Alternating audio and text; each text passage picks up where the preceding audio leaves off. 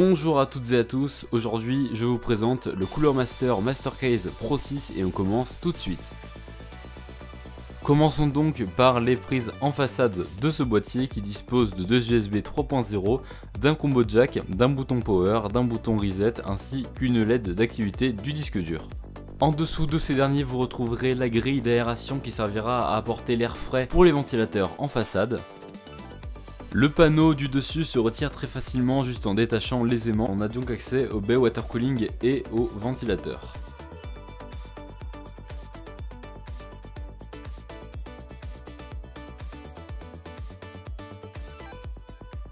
Notez que la baie water cooling est détachable afin de faciliter grandement l'installation de ces derniers.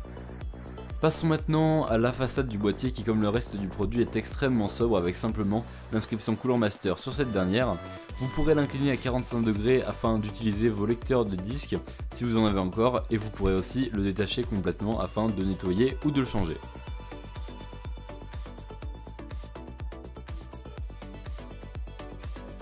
Derrière le filtre anti-poussière facilement détachable, vous retrouverez deux ventilateurs de 140 mm inclus avec le boîtier. Sur le pied avant, vous retrouverez une bande de LED dont la couleur variera en fonction du modèle de votre boîtier. A l'arrière, un ventilateur lumineux de 140 mm est inclus et vous remarquez que le boîtier supporte jusqu'à 7 slots PCI.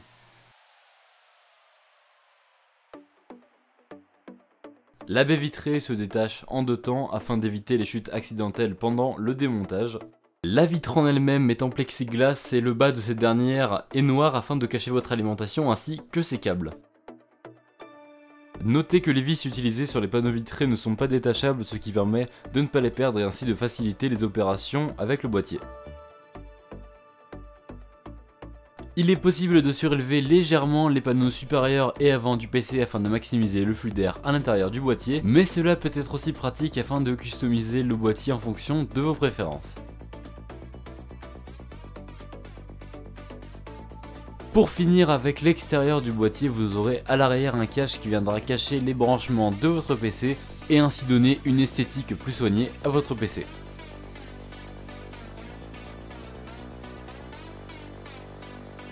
Passons maintenant à l'intérieur de ce boîtier qui est séparé en deux parties, une pour vos composants et une autre pour l'alimentation et quelques disques durs. Vous remarquez que la modularité de ce boîtier permet de supprimer les cages HDD et les baies lecteurs de disques afin d'optimiser votre boîtier en fonction de vos besoins.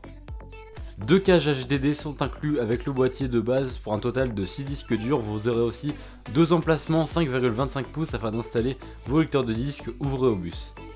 Continuons dans le stockage avec les deux emplacements 2,5 pouces pour vos disques durs ou SSD sur la plaque séparant la partie du dessous de la partie du dessus.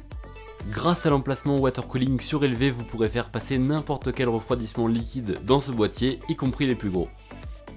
L'arrière du boîtier comporte des passe-câbles afin de faciliter votre cable management.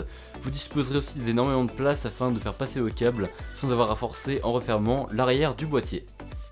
Et pour finir, une boîte d'accessoires est fournie avec le boîtier afin d'organiser vos montages et de vous fournir les outils nécessaires.